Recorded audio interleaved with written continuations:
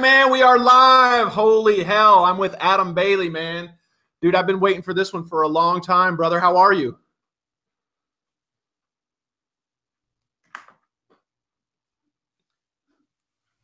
Hang on, brother. Oh, man, we had that big, exciting entrance, bro, and I can't hear you again. You shut YouTube down? Hang on just a sec, brother. Check your audio and let me know if you can get back to me.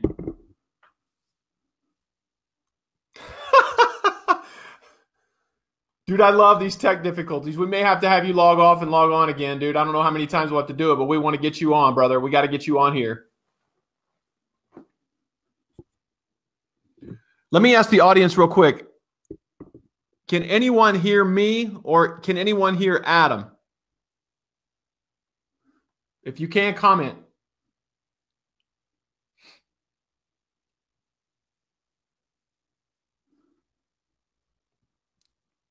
Comment over on the side if you can hear myself or Adam, because I can't hear Adam, but Adam can hear me.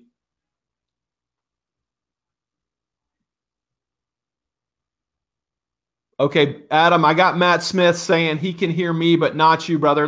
Try that thing. I don't know what you did with YouTube, shutting off YouTube. Let's see if we can get you on and off again, or get you logged back in. But we'll get it solved.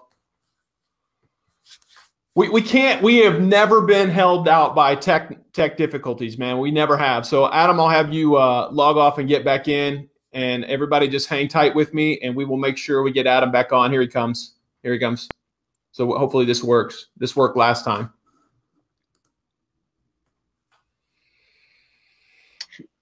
Oh, here we go. Oh no! All right, man. I don't know how many times we're gonna have to do that, bro. What's up? All right. We got audio, man.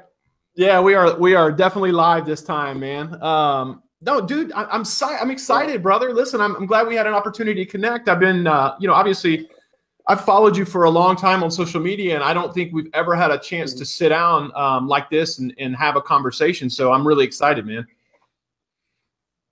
I appreciate you having me on. I don't do a lot of these interviews, so I'm looking forward to breaking whatever we need to break down, getting vulnerable, and getting after it today. So I'm honored that you invited me on. I know you have had a lot of other powerful eXp people on, so I was like, let's do it. So I'm going to help you out with your show. Hell yeah, brother. Appreciate it, man. Well, just real quick, and I told you this in the pre-interview, that I don't spend a lot of time on, on how long you've been in real estate, how you got into real estate. So I'll just ask you just a brief couple questions to set the stage. So how long have you been in real estate? 8 years. Okay. So you've been in the game for 8 years, and how did you actually end up getting into real estate? All right. So, it all started back in 2010, or actually in 2009, I sold my insurance agency with Aflac, cashed out all my stocks. The market was horrible. I just took a year, and I was really in a pivoting stage of my life. I was like 26, 27, didn't know what I was wanting to do. And then I had a guy by the name of Gerbic that trying to pitch me on working with his brokerage and team. There was like 5 or 6 people. He had just started this brokerage the year before, and I had a lot of ego. Why wouldn't I just do it on my own? I kept meeting with him. So I came in as a consultant for like 6 months, and IDX feeds were just coming out. We were working on marketing, and I was like, man, there's a huge opportunity here to build a call center because everybody was just staring at the phone, waiting for it to ring. And so I was like, if we could generate thousands of internet leads and create a predictable business, we're on to something. And so I came in, I started working as an ISA, making $300 a week. And I did that for like 6 months just to see if there was a market there. Saw the vision with the team model back then in 2010. The ISAs, everybody was telling us you couldn't build call centers and build teams back then. What's trending today? Teams and call centers. Right? Yeah. Yep. I'm hoping that the new pivot move that I'm making currently is the new future. And I believe so with the networks and stuff like that. So hell yeah, brother. That's awesome, man. Yeah, I know you were, because like when I got in back in like 2014, and I started following you guys, and certainly you were at the forefront of that whole ISA movement when that came forward, and it was a way to build predictable revenue, and it works even still today. So yeah, I mean, we can talk definitely a little bit about that. I think that's great that you you know, you came from a sales industry. In other words, you were out hustling in the insurance business, so that really didn't change. But Right. it sounds like you kind of you humbled yourself a little bit because you had this insurance business, and then you were working as an ISA for $300 a week. I mean, without a doubt, I wasn't chasing money. I was chasing opportunity. And it wasn't about the short-term money. It was about the long-term impact and what we could build, right? When I started building my insurance agency at 22 with Aflac, I only made $11,000 that year. I was 22, going and buying dress clothes at the Salvation Army, rolling around an 89 Buick, blowing into businesses trying to sell supplemental insurance. And so I was swimming with the sharks for sure. When I jumped into real estate, I was just basically looking for an opportunity and to have an impact and build something that would last longer than just a 1099 for that year. And so, yeah, I did humble myself. I went back. I was 27 at the time. And I went and did the hard work, started calling expired FSBOs. I was generating appointments for a couple of people that ended up becoming owners in that same company as myself a couple of years later, and really built the foundation and made it predictable. And that's how I was able to coach, train, hold other people accountable, because I was in the trenches. And it definitely exploded to ownership, and then me running the company and open expansion offices. And people were like, wow, you've done a lot for only being in real estate for 8 years. But I've done the hard work, and then I've replaced myself, move on to the next, get it built, get it predictable, and then turn it over to somebody else and move on to something else to make it sellable. Yeah, dude, that's awesome, man. And you know, the great thing about, like, for me, for instance, like, I came out of an industry where we were selling copiers, like, and I did that from 2009 to 2014 or 2000, yeah, May of 2014. But listen, I mean, I learned a lot because I was selling a commodity. Insurance is a commodity, right? I mean, so you have to do something to differentiate yourself, and it sounds like you did. So you probably took a lot from that experience in the insurance world and were able to use that then in real estate. Here, one quick story. Here's how I learned follow-up in insurance. So I was 27 years old. I'm sitting in this office of like 30, 40 employees. And the guy's like, how did you even get in front of me? He's like, you're young. You haven't been in the business that long. And can I be honest with you? And I was like, yeah. I was like, and he's like, you're not going to be in business in a year from now. And he's like, there's so much turnover. There's, 80, 90% fail rate in insurance. And it just took the wind out of my sails almost. But he said, here's what I'll do for you. If you follow up with me in my next open enrollment 1 year from now and you're on time, I will give you my business if you're still in business full time. I called him a year to that date, and I just made $11,000 my first year eating Roman noodles. My wife's going to college full time. She's like, just go get another job. I'm like, I dropped out of college for this opportunity. I was like pig-headed. I was just going to make it work. And I called him that day, the day before we had scheduled. He let me back in, and he was like, holy crap. And he gave me his account, and then it just changed my life. But what I figured out was I was covering a couple of states, and I could get in front of rainmakers. I just didn't have the skill set, the talent, or the life experience to be able to get them to trust me to take action towards me. So this is the first experience of like building a team that I experienced in insurance. I started, all the big dogs are just, sitting around drinking coffee, living off their residual income, all that stuff. I'm like, hey, I have an appointment with this 70-man, whatever manufacturer office. Can you go in there and pitch the guy? If you close it, let's split the business 50-50. And so I was getting us in the door, using, telemarketing and building scripts and understanding pain points and getting past gatekeepers. And so they were closing business. We're splitting it 50-50. And then it took off until the market crashed 08, 09. And then I had to make some adjustments or changes because I was like, this isn't what I want to be doing 5 years from now. Yep. Chet Holmes, man, pig-headed discipline. I love it. I love it, man. So talk to me about talk to me about your dollar volume last year. Like how many homes did you guys, your group actually sell? I mean, that's a great question. So I've sold 6,000 houses with the team in 7 years. And so last year, I mean, we're in between 1,000 to 1,100 before I sold my equity piece to be able to build a modern team outside of the old team. We've been ranked 9th to 12th in the nation. And one of those spots from like 2012 to like 2017, I sold last October my equity piece, or, just pretty much bought myself out to take a shot at this because I believe in it. And so, yeah, I mean, we were an average sales price of 150,000. Okay. So, we had to do 150 million. We had to be selling over 1,000 homes. So we had to build that machine and that processing plant to have the lifestyle that we wanted, because there was 3 other partners that also made that tick other than myself. And so we had great talent. So yeah, I always tell people, because I had Kyle Whistle and Dan Beer on here, and right. those guys, when it comes to dollar volume, are the exception and not the rule.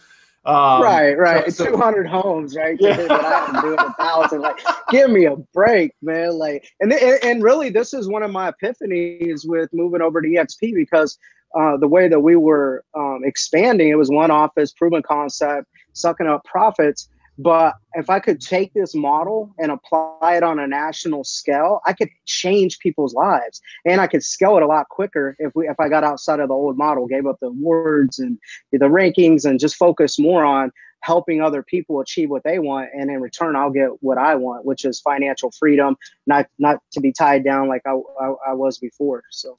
Yep. And so, all right. So don't give away the secret yet, because I definitely want to get into your transition. Tell me how. Right. Tell me how your business is structured as you sit in that chair today. What does your business look like? Your team, like, how are you structured right now?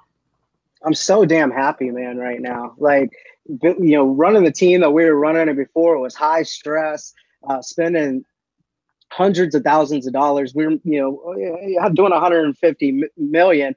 Our GCI is over 4, right? What are your margins on that after you pay your staff, call center, agents, marketing costs, all that? And, 2 of us didn't work in the field, 2 of us owners. And so it's kind of like, it just was highly stressful. And so when I looked at the expansion, I've been trying to expand. I was expanding over the last 4 years. That's been my primary focus. eXp didn't come to me. I went to eXp because I was knocking on doors. Where's the software? Where's the technology? Where's the easier way to be transactional expansion? What's the easiest way to be transactional with tracking and everything? And so eXp kept coming up, and it took me 1.5 years to get my mind wrapped around eXp as an independent. Ego's in the way, giving up a little bit on the front end to make more on the back end.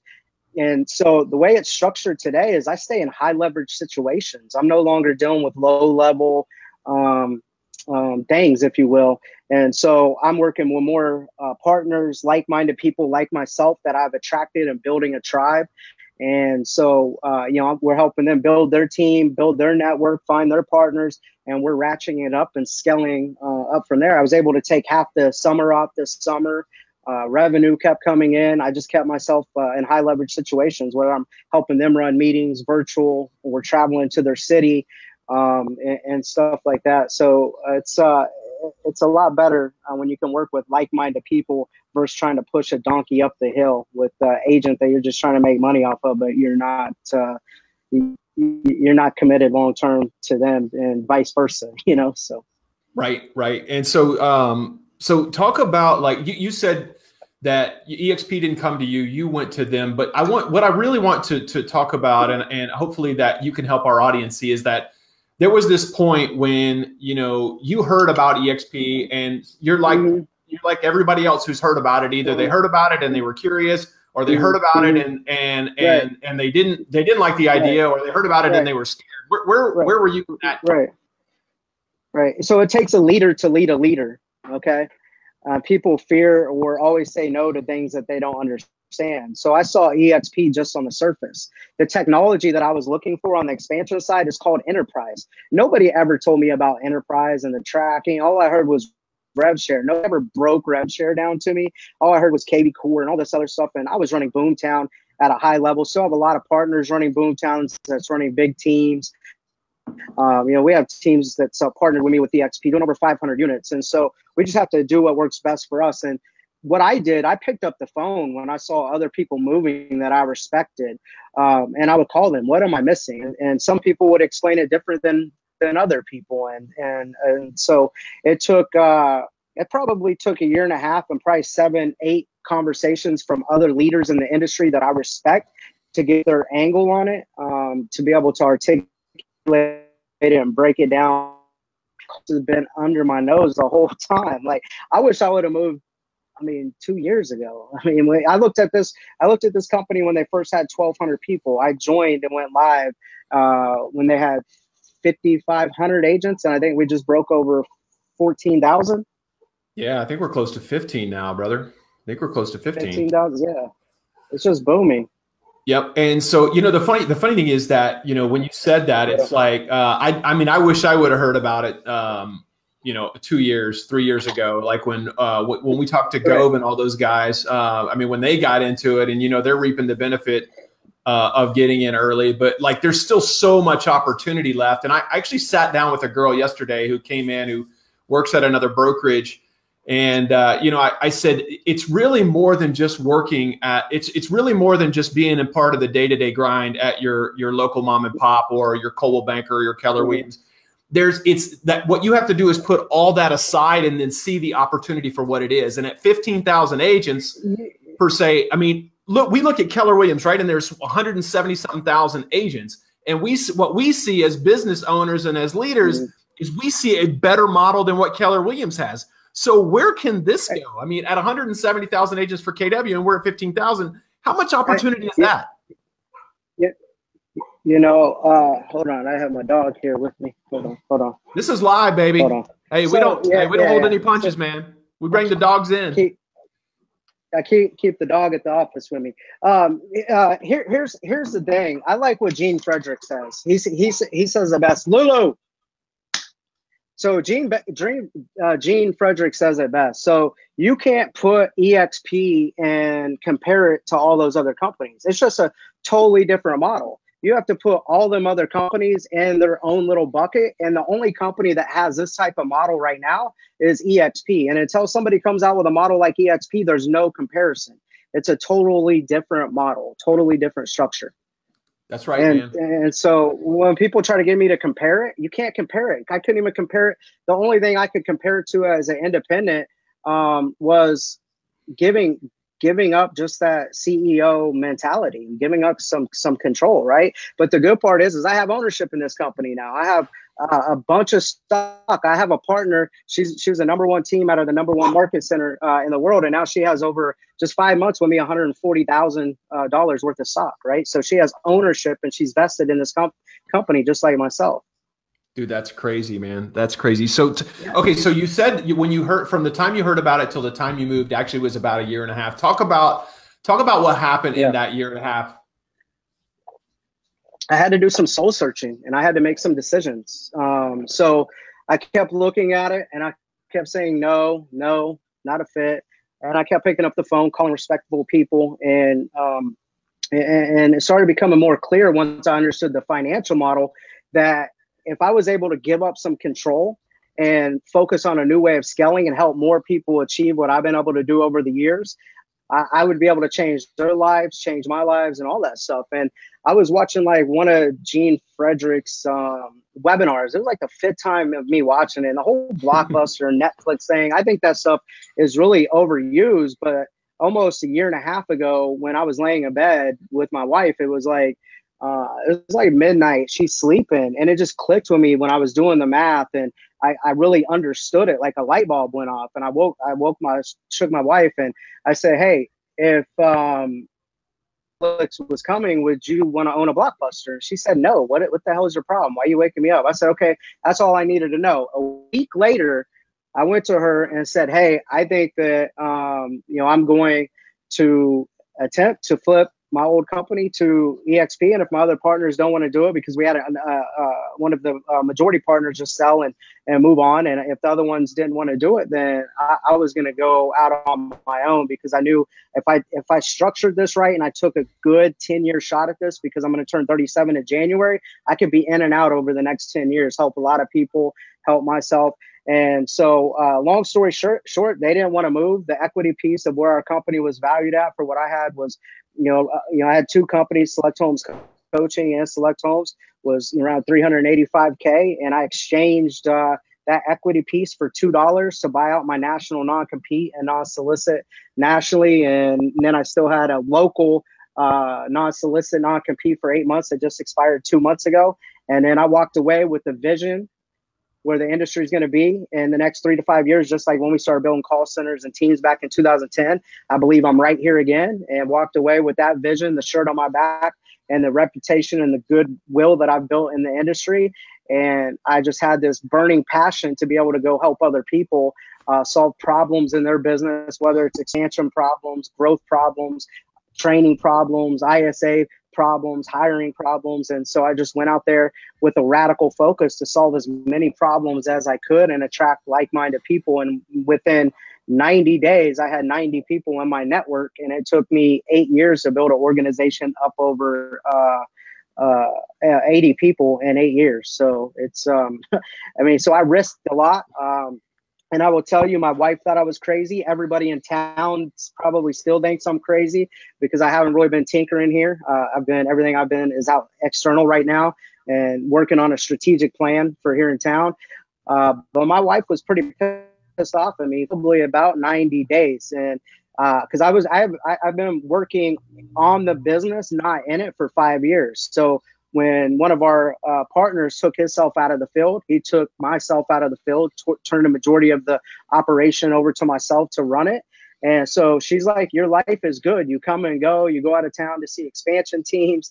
You just sit in meetings and make decisions and do your thing, you know. And she's like, I don't understand why you kill our income, exchange everything you've built for a couple bucks and kill those relationships. And I said, because I believe where the industry is going to be, and I know exactly what my place is going to be with eXp if I execute. So I went to, I took some time off. That was October 14th of last year. I took 2 months off to get my mind right, because this whole process took about a year to rip the fiber out of everything we built up with 5-6 people. And I've only been an independent, and this is all I had ever known. And so I had to just shut it down, take some time off, get in the gym, dropped a bunch of weight, got healthy, just let all the stress out, and then went to Mexico to meet Brent Gove, Gene Frederick. There's about 200 of us, and I took my wife with me and took a couple people with me. And then when my wife got to see Rob Flick talk on vision and creating passive income and the future that he's currently building, my wife's like, this is everything you were after since you dropped out of college at 22 with passive income and financial freedom and being able to retire early and being able to risk it. And then she just got to meet everyone and just the family-like atmosphere and just the like-mindedness of that culture. And so we came back, and she's like, I feel a lot better that I went and you made the right decision. But she wasn't happy with me for about 90 days. Bro, dude, there's a lot to dig into there. Okay, so I'll let you take a breather for a minute, because I know you just gave a lot there. So I want to unpack some of that stuff. Man, first of all, holy hell, dude, you got to have some balls to freaking leave the outfit you did. And trust me, I know those guys. I know what you had going on there. I mean, you guys, I mean, you guys were at the top of the game, no doubt about it. I mean, when you're talking about, selling 1,000 homes a year, it's like that is the pinnacle right now for that most teams are chasing. A lot of people can't even get to 100 deals, talk about 1,000. But anyway, I mean, so like you had everything going for you, man. And like you really did. And it's like, you probably got to the point to where, it's like, what is my next challenge? And then you had that oh shit moment when eXp came out and you were like, dude, I can't poke holes in this. It's like every time I try to poke holes in this, I can't do it. And it's like, I mean, you made the change though, brother. And that's why I say, man, you had to have some big balls to do that, because you literally had everything going for you, man.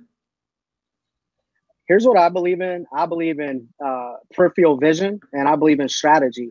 And if you can see something before other people can see it, and speed wins, and if you can execute faster than everyone else. I saw a post the other day by somebody. They're like, by the time people really figure out the truth of what's going on with eXp and get over all the hype and all the blah, blah, blah, it's almost going to be too late for some people, in the next 5-7 years, because it's the gold rush. I believe that eXp is going to create more multi-millionaires than any other real estate company over the next 5 years. And when you have that vision and you have that work ethic and you're as strategic as hell, you'll get up every day with that burning desire to chase that and to execute on it. And it's all about partnerships too, man. It's like you got to be able to be in love with who you're partnering with. And the way we had built was it was the way everybody built. It's like, oh, we're all part of the same MLS, or we're in Sedgwick County or Butler County, and we're the alphas here. However, EXP just blows the lid off that. And if you could work with more strategic, like-minded people, and they're like in Texas or Seattle, or I got a team up in Toronto, Canada, and it's like we're all brothers and sisters, and I feel like I've known these people forever. It just makes getting up and going to work that much more enjoyable. And because you have to come from a servant mindset, it just makes that work that much more rewarding versus like, man, like we got to sell 20 to 30 homes again. And it's almost like, do I love the people I'm doing it with? And that's the question you have to ask yourself. Right. Or I had to ask myself. So it sounds like you went and did your due diligence. And by the way, I so appreciate that you got your wife involved. I think that is an excellent thing to do. I think that, when you're making a life-changing decision like that, and you want to get obviously input from the lives that you think it's probably going to affect. And then if you can get buy-in, then you have, like, you're at the office like a lot of the day, but if you get, let's say you go home or you're working from your home office and you can get buy-in from your significant other, dude, that's money. That's money. So kudos to you for doing that. I'll tell you, my wife loves me a lot more than she did before because I'm not stressful. And I broke through the glass ceiling, like what I had. Like when you're like, oh, everybody would love to be where you're at. When you're in that position and you're at the top of the charts and you're focused on expansion and trying to find technology and processes and what's next, I don't care what the name of it is. If it solves my problem and I'm going to have a breakthrough to help my quality of life and everybody around me, that's what I'm after right there. And so I feel like I had a breakthrough, and we're going to have another 10-year run at this for sure. I mean, so. Hell yeah, dude. So talk to me about like this whole like idea. I mean, you had this non-compete, your buyout was like $385,000, which, you ended up saying, okay, I'll release me from the non-compete. I'm going to do it for $2, right? As much as you can. I know you can't talk about some of the details of that probably, but as much as you can, talk about like, what did you go through like emotionally to actually make this decision to move? It was probably one of the toughest things I've ever done. I mean, a lot of people call me risky anyways. I just hedge my bet off strategy, and I play odds and math. And back in my 20s, I almost became a professional poker player. I did the whole, 4 screens playing 32 games. And I was on, I'd go to Vegas, Orlando, and other places, like doing all that. And so a lot of people think that what I did was risky. However, it was very calculated. But the toughest thing I had to get over was my ego and being an independent, and more importantly, letting down like everybody that believed in me, the 80 families and everybody else that was there. But I didn't want to keep everybody together for all the wrong reasons if I couldn't flip everybody to the future, right? And so when you find out that these people don't see it and you're running it and leading it, why keep building something that's broken? And so for me, I was like, okay, we were 12th, and when I like psychologically went through this, we just exchanged a new equity partner, if you will. And so I said, what's my next goal? Like, do I want to get in the top 5 for awards? Like, because when I started building the team, my whole thing was I want to have a top 10 real estate sales team. And I got to 9th, and then went back to 12th, then went to 10th, then went to 11th, and then just hovered right around there. So it was like, I've already done this. What's next? And I don't want to work the same way that I've been working, because running a team at the level that we were running it at is a young man and young woman's game. Okay. And so I had to make some decisions, and I had a lot of alcohol, many nights involved. I had a lot of stress. I had a lot of conversations with my family members. I had a lot of conversations with partners that I highly respected. And this was about a year process. And so, but at the end of the day, you got to make the right decision off of math, business, and strategy, not emotions, hope, togetherness, and all that stuff. And so it was almost like a family member dying, but being able to be rebirthed with new partners and new stories and new opportunities to help people grow and all that stuff. It's actually been pretty rewarding after going through that stress. Like I told my wife, Econ is next. I just told her this last night. Econ is next October or next month. And when I left, it was October 14th of last year. And I felt like I've been through so much emotionally, personally, but I also had a lot of blind spots just because you're getting big results and running the way you're running. Going through this process has helped me grow personally, and helped me out with some of my blind spots. And also I've got out and traveled. I've been to Mexico, Vegas twice. I've been down to Dallas 3 times. Like, I'm getting out and seeing the world. I'm not just stuck like a wizard behind the curtain running this machine. And it's just all about trying to sell 20, 30 houses every week, or 30 to 50, right? Depending on what the goal was. And I'm really getting out here, collaborating.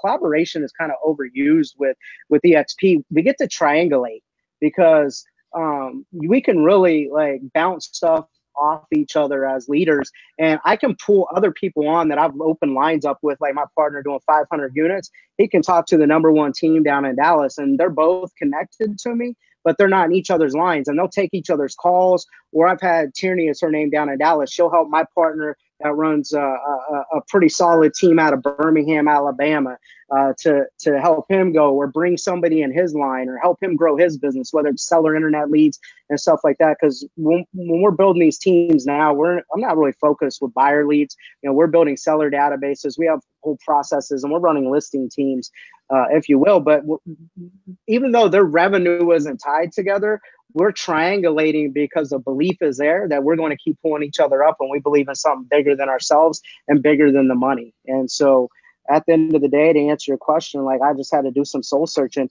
Am I in real estate to make money and just sell a bunch of homes and collect rewards, or am I here to help change people's lives and pull people up? And so when I made that decision, I had to personally grow to be able to get in a position to execute on that.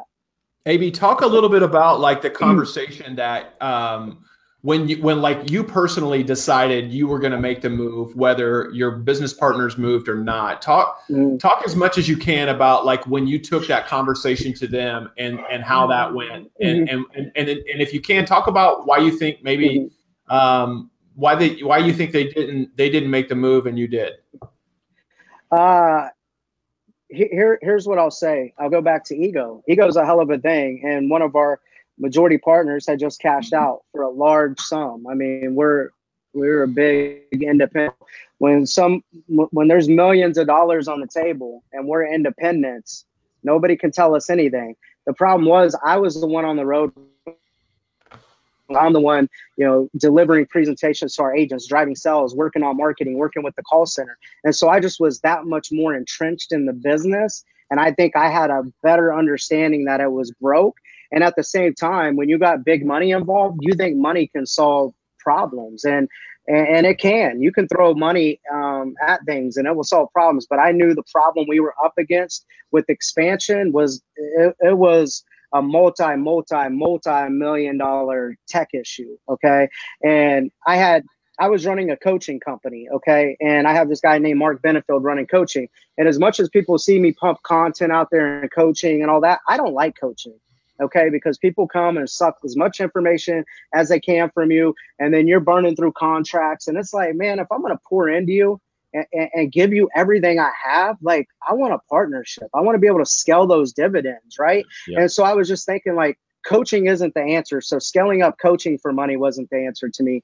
And throwing money at broken tech wasn't going to be the answer, because I had more people that wanted to get in business with Select Homes than we could execute on. I was losing to other brokerages because I'm like, you're in line, you're next, or we can talk to you next. And so I had a pulse nationally and had some good feedback off of the will, all the content and the videos. I started shooting videos 5 years ago. I sucked at it, but I just gave my heart and tried to just show people and screen share and I was young, and just over the years it built up. And now as I'm becoming a young leader, people are like, let's triangulate. Let's figure out a way to do deals. Let's figure out a way to work together. And the model was broken from needing a broker to needing real estate to branding to hiring a bunch of agents to the technology coming back to the corporate office from the expansion team, accountability, accounting, and all that stuff. And so for me, it wasn't just one thing.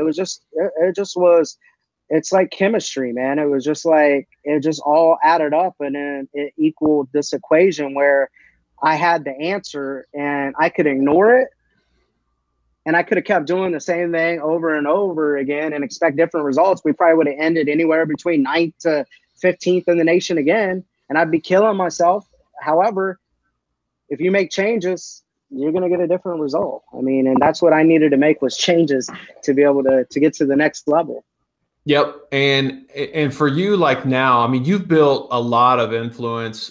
You've built a lot of relationships and credibility through the social media stuff that you've been doing over the last 5 years.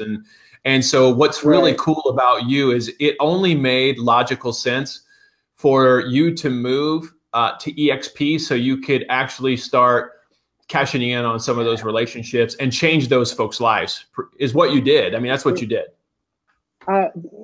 There's some truth to it. You should seriously look at eXp, but you just can't be a coach and try to hop in for greed, if you will. Like, if you're selling and you're developing people and you're building a good, healthy business and you have an influence and you know that you can execute on it, then cash in on it. But I think also a lot of people get into eXp or talk about it or try to recruit for all of the wrong reasons. And a lot of people are like, I'm hoping to hit, if I keep growing the same way I've been growing, by the end of this year, by the end of January, I'll be in between 450, 500 agents. And I haven't picked up the phone once and tried to influence somebody to get in business with me. I've had people reach out to me, and I'm genuinely interested in their business, what's going on, and seeing if I could help them solve problems and make tweaks and changes for improvements through eXp and through my leadership and resources and stuff like that. And so I think if you're coming from that place of contribution and really helping give more, be more, and pull people up through solving these problems, then it works as an influencer. But also I see some people that are influencers in this game, and they're in it for the wrong reasons. And I just sit back and shake my head. And so it's, I think it's a two-way street. And so I think eXp, just through the natural structure of this model, is going to attract some greed. I mean, that's part of it, because this is the gold rush. I just said it's going to create more multimillionaires than any other real estate company over the next 5 years. So who don't want a piece of it? But here's how I ended my speech from Vegas. You have to be able to lead yourself and prove you can build a business before you can help other people and they're willing to follow you, because they're just not going to follow you for rev share. No, yep, that's right, man. And that's why I said, you took the time to build those relationships, and those were authentic relationships. And when you say you didn't pick up the phone, and I believe that, I believe, because the reality of it is, we're not picking up the phone either. And we're getting people to call in who have questions, who we've built relationships with, who trust us because of the credibility that we have and because of the value that we've added into those folks' lives. And I would imagine you've done something very similar to that. Yeah. I do think you need to reach out to people that you genuinely care about and you want to partner with, but I just wouldn't look at them as a number. I mean, going into next year, I don't want to brag, and I don't want anybody to think they can get these same type of numbers, but I launched January 12th, and I've been growing by 25% month over month, some months around 28%. And if I keep growing the same exact way over the next 12 to 15 months that I've grown over the last 8 months, my predictions of rev share with my operations manager and running our predictable business, the rev share will be around $1.9 million. That is crazy to me. And I took half the summer off. And so I am going to pick up and reach out to more people I respect, or I think that need to see it, because most people hear about it and they've maybe looked at it, but do they really understand the predictability of the numbers, right? And so I think even if it slows down to 18%, still be well over $1 million. And if you're making that type of rev share money on top of building your real estate business, you have a moral responsibility to take this and spend time and break this down. And it just isn't like moving licenses. The people I'm speaking with, they're moving businesses, and it just doesn't happen overnight. I know Matt Smith's on here. He walked away from 97 listings in yards and that were already stamped in the yard to be able to take a shot with me. But it's invaluable for him to be able to reach out to me when he's having growth problems with his team or whatever. And all I can do is, he hit me up last week or whatever. He's like, I've been coaching with somebody, an industry coach, paying them thousands of dollars a month.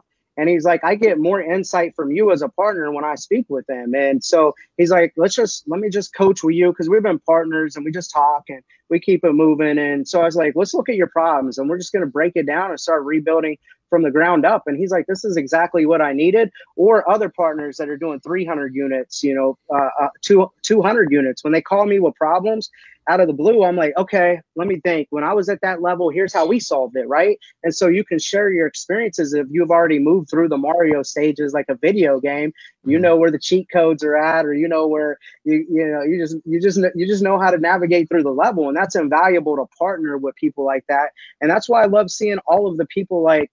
I just don't want to throw any names out, but there's a lot of talent coming to eXp, and they're going to be able to help change other people's lives, because it's not just about their rev share, but okay, that's where it starts. But how can we sell more homes, be more efficient, help our agents gain more financial freedom? Because for me, this was even at Select, it worked for me and it worked for another guy and a couple of our partners, but it really didn't work for our agents, right? And if you can give them ownerships, stock and an exit strategy, and they have an opportunity to take a shot at rev share, you need to pick up that phone and call that agent that you are friends with, or you've helped in the past or whatever, and show it to them if you have real results. But make sure you're coming from a place of sincerity, and you're genuine, and you're going to help them and you're going to pull them up. I remember Brent, when we were onboarding people so fast, he's like, dude, like, I hope you're like helping all these people. And I said, what we're doing, I got my old operations guy back with me that ran Select. I got Mark, the guy that ran our coaching company, now back with me. And so we're taking the people and the systems of how we ran the team, and we're taking it to the network, and we're scaling it. The reason you pay your rainmaker, your team leader, so much in splits is because they got high value. You trust them with how they're spending money, the systems that they're put in place and all that stuff. So you have a balanced life and you're efficient, right? And I'm doing the same thing with the network. Like, I'm taking those same principles and implementing them on a much larger scale to be able to help our partners scale up and grow as well, not just through rev share, but also selling a shit ton of real estate, because that's what we do. And that's all I've ever known. Like, I almost wanted to hop back in and compete here in Wichita when my non-compete was up. And my operations guy's like, have you seen the predictions to how fast you're growing? Just calm down, keep helping your partner, stay in your lane, and stay a servant. Like, man, okay, I'll stay in my lane. Listen to the phone guy. Listen to the phone guy telling people to pick up the phone. Yeah, brother, absolutely, man. I get it. Listen, I think that definitely is an important component, especially when you feel like you built relationships with folks who may not have heard about eXp, or just would be curious, or folks that you really care about that you think need to know about it. But definitely, that's a piece of it. And you and I both built businesses predicated on prospecting. And certainly the attraction piece is nice, right? That's where we don't necessarily have to pick up the phone.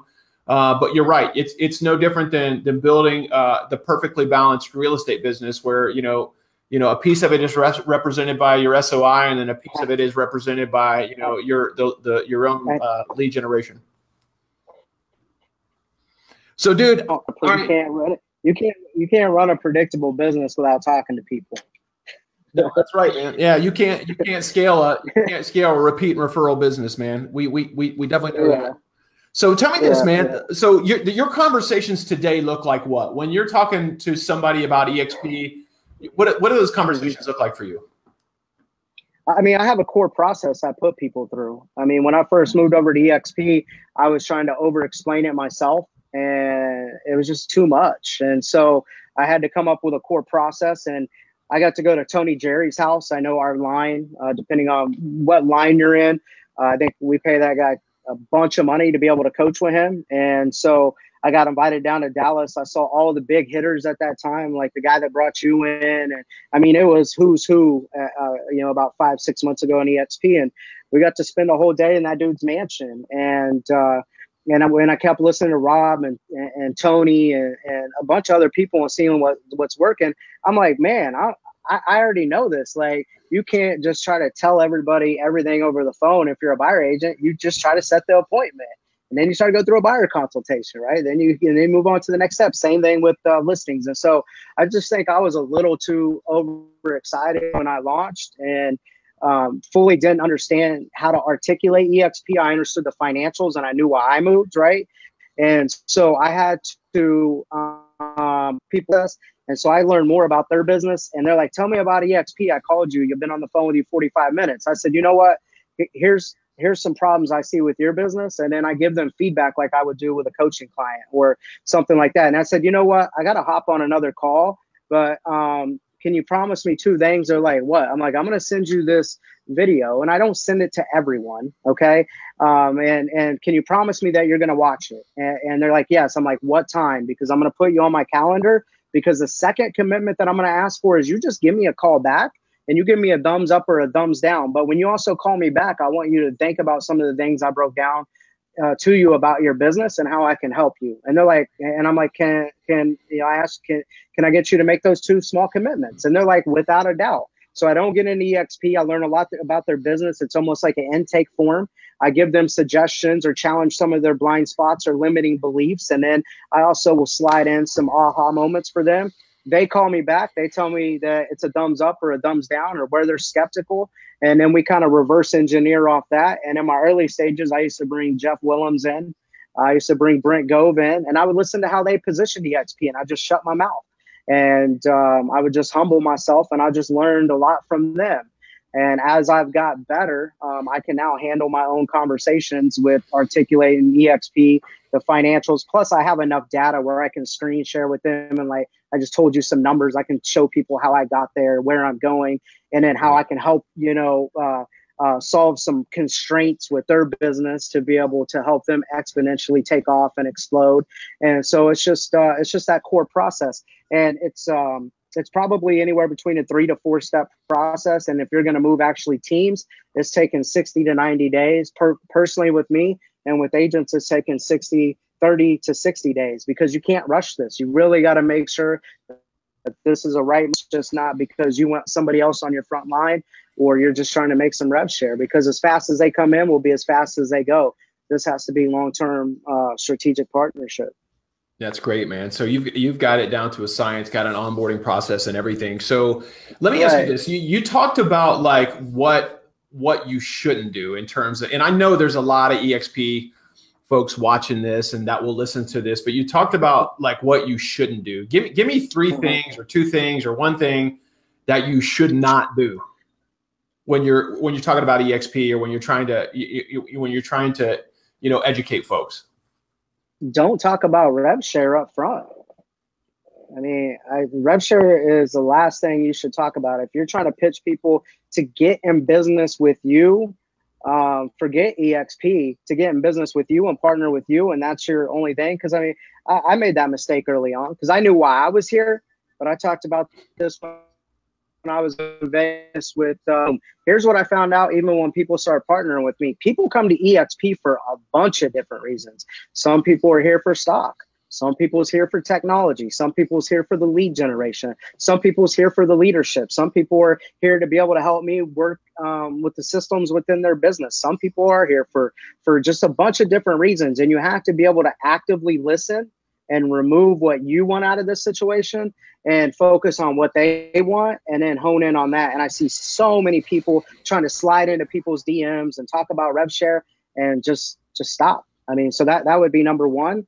And, number 2 is a video is not going to sell somebody on eXp. I know I talked about that with my core process, and I have a few agents, and I mean, hundreds of agents right now. And they're like, I'm sending the video out. And it's like, okay, are you helping understand their business, and what does your business look like? Like, let's focus on your business before you go off and start trying to attract other agents, because there's no way I'd be on track to have 500 agents if I didn't have built a healthy business before and currently building another healthy business. And so it goes back to don't try to attract people into this business until you can build a good business, right? And number 3, let's see. Well, so number 3, what not to do? Don't get in arguments with KW people on social media. Like, I see that going on. I've been an independent my whole life, and I just think it's funny. Like, I watch that, and some people are like, "Hey, you're in this group," and they tag me, and they're like, "Adam," because I've been pretty active over the years in the groups and stuff like that, and I've throttled off of it, and I'm like, let it go, because people are gonna hate and bash and fear what they don't understand. And you're not going to be able to articulate that on a thread. I'm sorry. And so quit arguing, quit trying to stand up for eXp or yourself. Let it go. Like, you know the truth. You know why you're here, right? Like go change somebody else's life. Get off Facebook. Go build your business. Go find somebody that you can like help them and pull them in versus arguing with. I don't want to say idiots, but I just think the whole conversation is dumb on both sides of the aisle. So I could not agree more. I couldn't agree more. Listen, I came over. Our team came over from Keller Williams, and certainly it was kind of a nasty divorce. But we don't have any bad blood for Keller Williams. I still think Keller Williams is a great company. We just know at this point we found a better model, not only for me, but also for my team. And I know that when you talk about sustainability long term. And you talk about being able to change people's lives with, revenue share, stock, and then, all the technology, just everything that, Glenn's built and that we have available to us. Listen, I mean, there's really not an argument. I mean, I don't know what Keller Williams would even say would be the argument. And I appreciate those guys and love them. But at the end of the day, I mean, it's just a better model, man. It's just a better model. Until somebody has enough data, like, I do now, like I broke this down to, I got a team, I'll keep her name anonymous. She has a team and 4 branches, 4 teams out in California. And when I hit her up, she's wanted to coach with me before, and we're around the same age. We follow each other. I like her moves, and I know she's focused on expansion like I was. We had some in common. And when I first hit her up, it was emotional, right? And there wasn't enough data there to deal with a logical business owner to move their business. And then when I had enough data, I went back to her and I'm like, look, I have enough data. Let me break this down to you where it's a predictable business now.